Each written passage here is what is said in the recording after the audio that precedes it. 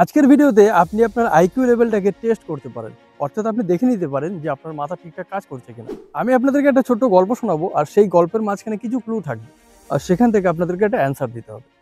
4 বন্ধু ABCD, 4 বন্ধু মিলে একসাথে চুরি করতে যায়। তো তারা 4 জন মিলে ঠিক করলো যে আমরা একটা রেস্টুরেন্ট চুরি করব যেখানে অনেক পয়সা পাওয়া যাবে। যথারীতি তারা সেই 4 জনায় একটা রেস্টুরেন্টের সামনে এসে বসলো, সেখান থেকে খাবার অর্ডার দিল। খাবার খেতে খেতে তারা প্ল্যানিং করছে যে এই রেস্টুরেন্টটা একটা জনবহুল জায়গার মধ্যে, প্রচুর মানুষজন রয়েছে, এখানে সিসিটিভি ক্যামেরা রয়েছে, কিভাবে চুরি করা যেতে পারে। তাই আমরা প্রথমে 7 দিন অবজার্ভ করব। তাদের মধ্যে প্রথমে সি বলল আমি রাত 12টা থেকে ভোর 6টা পর্যন্ত অবজার্ভ করব।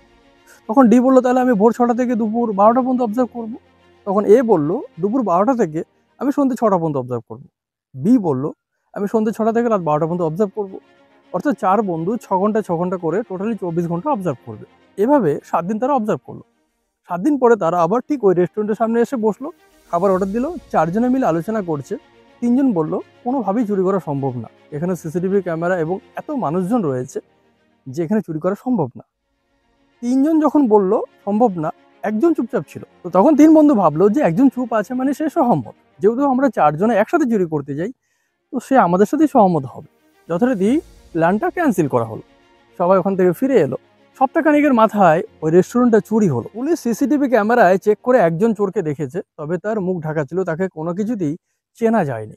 যথারীতি পুলিশ সব চোরদেরকে ডেকেছে, ধরছে, জিজ্ঞাসাবাদ করছে, কিন্তু কোনোভাবেই কোনো কিছু ক্লু পাওয়া যাচ্ছে না। শেষমেশ পুলিশ এই 4 জন চোরকেই ডেকেছে।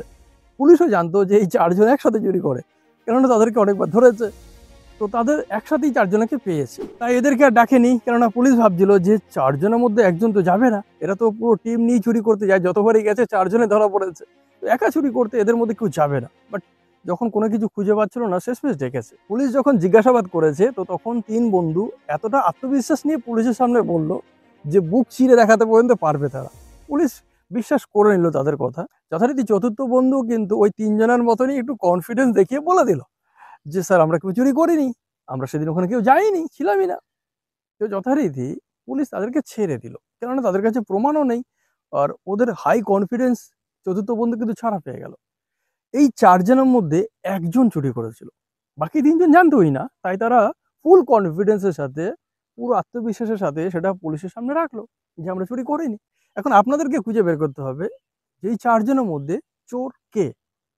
4 জনের মধ্যে চোর কে। আপনার হয়তো মনে হচ্ছে যে খুব ইজি, বাট আপনি দেখবেন যেখানে অনেকে ভুল অ্যান্সার দেবে। ABCD সব রকম অ্যান্সারই পাবেন আপনি। হ্যাঁ, তবে একটা অ্যান্সার বেশি পাবেন, যেটা চোর। যাই হোক, আপনারা কমেন্টে অবশ্যই জানাবেন।